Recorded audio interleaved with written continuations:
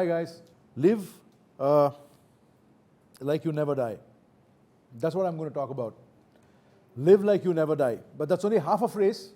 The full phrase is, live like you never die, and when you die, it's like you've never lived. And I'm going to tell you why it's so wrong to do that. My name is Vadhan. I'm an author. I write thrillers based on Indian mythology. I am a lawyer and a compliance specialist. Most importantly, I'm a dreamer. So that's about me. I didn't start off as being a lawyer or as a writer. I started off as being a specimen. At least that's what the teachers in my school used to call me, a specimen. And the reason they used to call me a specimen is not a great specimen, not an extraordinary specimen, not a rare specimen, just a specimen, by which they very kindly meant idiot. And there was a reason for that. The reason is that I kind of think that right is not always right and wrong is not always wrong. And I used to ask questions as to why it is so. And nobody really, could have answered me. They did not know how to answer me. They could not get out of their conventional path that they were taking to answer me. And because they couldn't answer me, they said, this guy is a specimen. He's out of the conventional path. Fine. Just to give you an example, a team that won 9 out of 11 matches in the World Cup that happened, right, won the World Cup, and a team that won 10 out of 11 matches, broke all records, and created new milestones, is the loser. Conventionally, this is right. But right is not always right. And it's also important for us to question that and be a specimen. Right? My wife also does call me a specimen most of the times, but for different reasons. She's here. So my school life was filled with a very great dislike for maths, a hatred for algebra. I liked geometry a little. I loved prose and I loved English and I loved poetry. And that's how I went through school like a sloth with arthritis, trudging along all the way. There was only one reprieve for me from all of this, sloth-like behavior, and that was story time. And my story time was my escape into a fantasy world that I had created for myself. 2 people helped me, actually more than 2 people. My grandmothers, to start with. They used to talk to me about the stories from the Vedas, the Puranas, stories from the Upanishads. They used to talk to me about Ramayana. They used to talk to me about Mahabharata, or little stories out of that. And I used to really enjoy that. Frankly, I liked Ramayana less than I liked Mahabharata. And there's a reason for that. The reason that a specimen like me will have is basically that foundationally, Ramayana is a love story. And like all good love stories, Ramayana ended in a tragedy. Because Ram and Sita never ever came together. And I didn't like that. I like Mahabharata. Why? Blood, gore, super weapons, awesome battles, but that's the special effects. There's a story there. The story is of greed, anger, frustration, all the human emotions that one should not have, lust, etc. And it was so much so, even animal killing for that matter, there's a lot of hunting in Mahabharata. So much so that then they had to bring down a Bhagavad Gita to explain this is proper behavior, don't behave like the people in Mahabharata. The story had so much complexities in it. Right? So therefore what happened was that these stories filled me up until my grandmothers ran out of ammunition. They didn't have any more stories to tell me. And then therefore what did I do? I dumped them. I went for more girlfriends. I went for more relationships. I became amorous. I led a bohemian lifestyle inside a library. And my new friends were Indrajal Comics, Amar Chitrakatha, right? Enid Blyton, Hardy Boys, Nancy Drew. And I couldn't stop reading, and I read and I read and I read, and I was enjoying myself. I was having fun. Until when I was in my 8th standard, what happened was that there was somebody who invited us for lunch in my native place, and then we had gone for lunch. He was the DIG of police of that place and was a tenant. And so he had a shelf full of books, and I saw that they were completely different books, new girlfriends. So I went and picked up one of those books, and it was called The Mattery Circle. The Mattery Circle was a book written by a guy called Robert Ludlum. Now, most people know that Robert Ludlum is the guy who wrote The Bone Identity, which is still doing the rounds. Now, Mattery Circle was a book that I read, and the book read like a movie in my head. I ran a movie in my head. And therefore, from listening to stories to reading to stories, I started believing in the third phase of my story time, which was I wanted to tell stories. Tell stories the way that Robert Ludlum did. Show and not tell. And thereafter, that moved into me looking at writing my first book when I was 13. Right? No, but wait a minute. What's this? All of this got to do with, live like you'll never die. I started off the conversation saying live like you'll never die, and then I'm going into movies and books and etc. and so forth, right? What's it got to do with that? I'll explain that to you. But before I do that, I want to talk to you about another passion of mine. 1990s and 2000s. I was practicing law, right? To be frank, I didn't like it. Dispute resolution, not my cup of tea. I used to go to court. I had a good, success ratio, etc., but I wasn't happy with that.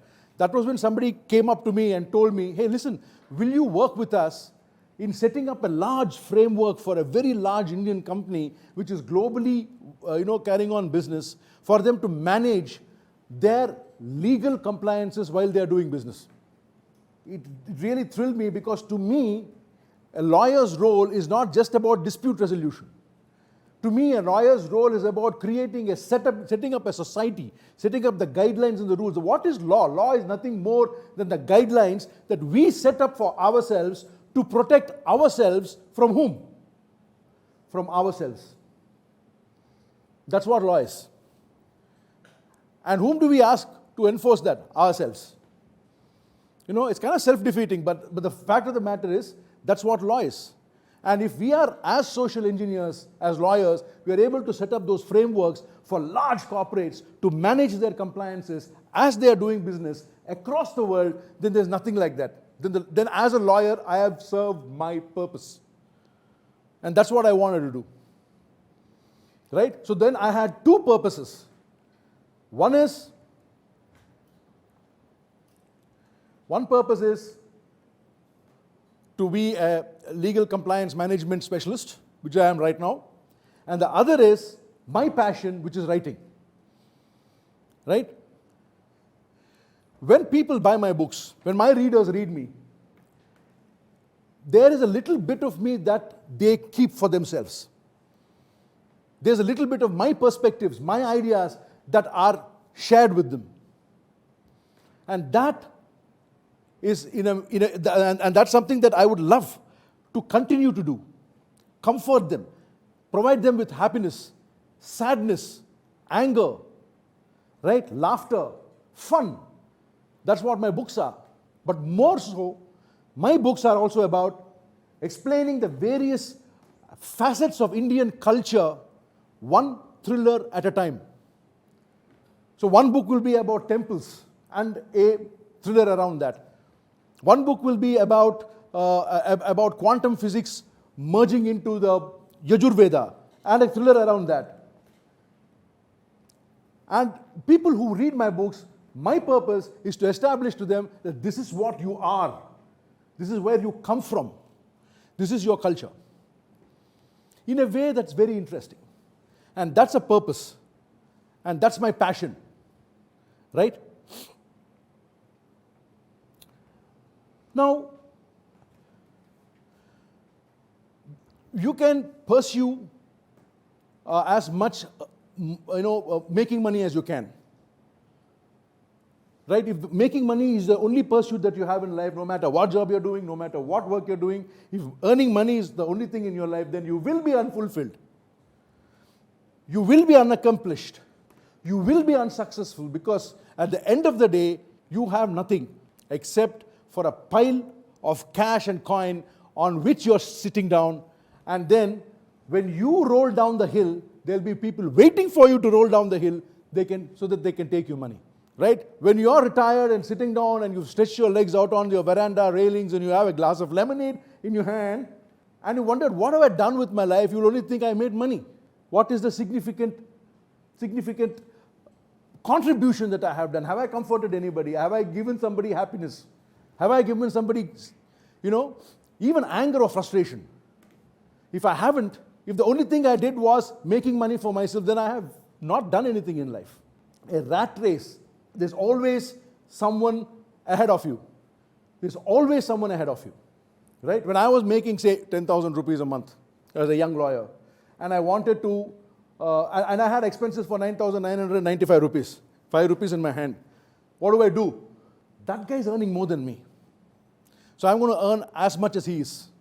That goes on and on and on and on. In the rat race, there's always someone ahead of you. And you're always running, always trying to achieve something that is not visible to you. The only thing that's visible to you is money, and that's not worth it. Money, remember, is a byproduct. Whatever you do in life, you do, and the byproduct of what you do is money. So what is the fuel you need? You're right now standing at the threshold of your careers, at the very brink of going out into the world, right? What is it that you need?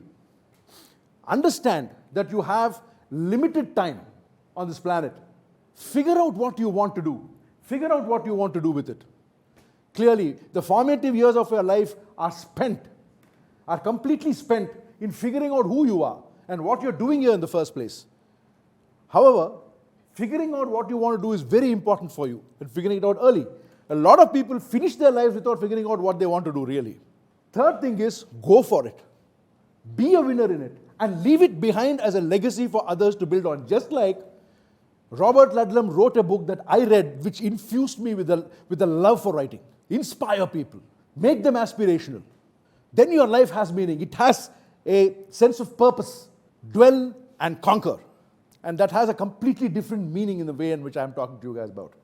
It's important that you leave a legacy behind. And if you follow these 3 ideas in your life, which is you have limited time, you are figuring out what you need to do with it, go for it, be a winner, leave it behind as a legacy. If you're able to do that, then you have achieved something in life. Your purpose and passion are met. And I'm going to end this session with a story, a real-time story. I am a storyteller, right? I tell stories for a living. So I'm going to tell you a story. The story is about this man who was born titled. So let's call him a Raja of sorts, right? Now, this man was born with a very rare disease, a very rare condition, which is called muscular dystrophy. And people with muscular dystrophy generally do not live beyond 28 years. Between 25 and 28, they die. Right? You generally lose your legs first, then you lose the use of your arms, then every muscle in your body starts failing until the heart, which is a muscle, will also fail one day. And not far away. We all know we are going to die one day. Everybody knows in this room, right? Except unless we have somebody immortal living here. But to know that your 28th year is the end of your life is giving a very ringing finality to it, right? Now, what did this man do? What this man did was, he worked it outside in. He said, okay, I have 28 years. What am I going to do with that? He came to terms with the fact that he was going to die. And what does he want to do with his life before that? Right? When he was 14 years old, he set up his own cricket club. Right? It might seem, okay, cricket club, wow, 14-year-old kid. This cricket club is today Andhra Pradesh's oldest member in the Andhra Cricket Association. A 14-year-old did that. He couldn't walk, he couldn't run, but he came from a cricketing family. He loved cricket. So he brought in people from his little village and people around there to learn the game in his cricket club. And they turned out to become Ranji Trophy players, South Zone players, Andhra Pradesh state players. Right? He took care of them. He took care of their livelihood. He took care of their homes. He took care of everything so that they are able to focus on what they needed to do. Exactly at age 28, the Raja died. 50 years after the Raja died, people are still talking about him, and they come and tell me about him. They tell him, this man, he changed my life. He had a purpose, he had a goal. He knew he was going to die, and still he kept on going and gave us what we have today for my children, for my grandchildren. I am what I am today. I am a bank employee, I am an IAS officer, I am this, I am that, thanks to the cripple, so to speak. I have never met this man. I have never shaken hands with him. I have never met him eye to eye. I have never spoken to him. But they come and tell me this. Why do they come and tell me this? Why? Because he's my father. And he died when I was 3 months old. This is not a sob story. This is not a story about a son gloating over his father. This is a story of a man who had a purpose and a passion. And when I started understanding the intellect of this man, I started realizing that I must have a goal in life. I must have a purpose in life. And I should follow that purpose with a passion. I am my only competition, not somebody who's earning more than me. I will be the success, and I will decide what my goals for success are. Not somebody else, not a bank account. Right? And that is what is more important in life, that you set your purposes right now at the threshold of your careers. Set it now. What do you want to do in life? And then go for it. Finish it. Win it. Leave it behind as a legacy. And that's the best thing that you can do. And therefore, live like you never die is wrong. Live knowing that there is a limitation to your life.